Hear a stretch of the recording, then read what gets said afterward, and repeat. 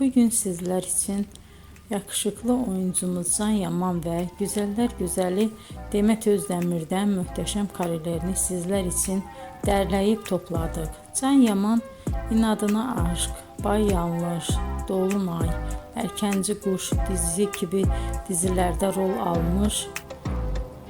almış arkadaşlar ve herkes tarafından çok beğenilmişti.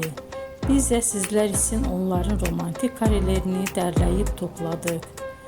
Arkadaşlar, bu fotoların devamını gelmesini istiyorsanız emeğimize saygı olarak kanalımıza abone olup bol bol yorum yazmayı unutmayın.